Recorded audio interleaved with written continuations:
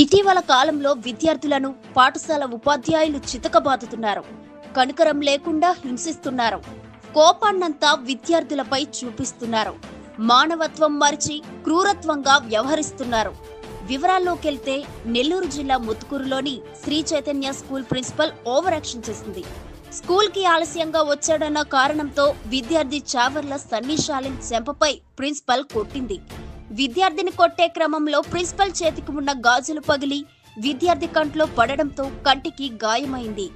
గాయపడ్డ చావర్ల సన్నీ షాలిన్ను హాస్పిటల్ కి తరలించారు. కంటిలో ఉన్న గాజు ముక్క తొలగించారు. కోపోద్రిక్తులైన కుటుంబ సభ్యులు ఎందుకు కొట్టారంటూ ప్రిన్సిపల్ ని ప్రశ్నించారు. అయితే ఇది చాలా సిల్లీ మ్యాటర్ అంటూ ప్రిన్సిపల్ లైట్ తీసుకున్నారు. జరగరానిది జరిగి ఉంటే అని ప్రశ్నించారు. స్కూల్ ప్రిన్సిపల్ పై చర్యలు తీసుకోవాలని విద్యార్థి తల్లిదండ్రులు డిమాండ్ చేశారు. నెక్స్ట్ ఇయర్ రాయించుకుంటాను మేడం, లేకపోతే గట్టి రాయించుకుంటాను మేడం, నాకేం ఇబ్బంది లే.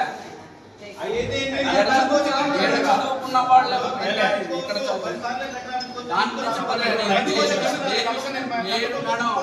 నేను మా పిల్లల భవిష్యత్తు దృష్టిలో పెట్టుకొని ఎన్ని జరగకుండా ఏం జరగకుండా నేను వచ్చి మాట్లాడడానికి కారణం నేను మాట్లాడలా కాదు.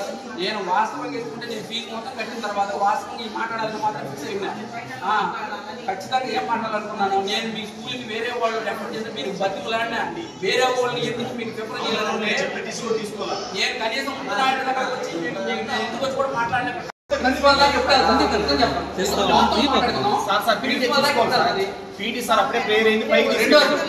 రెండోది ప్రిన్సిపల్ మేడం పిల్లల్ని కొట్టచ్చా? మీరు కొడుతుంటే ప్రిన్సిపల్ మేడం మందలించాలా? వాస్తవం మాట్లాడుతున్నాం.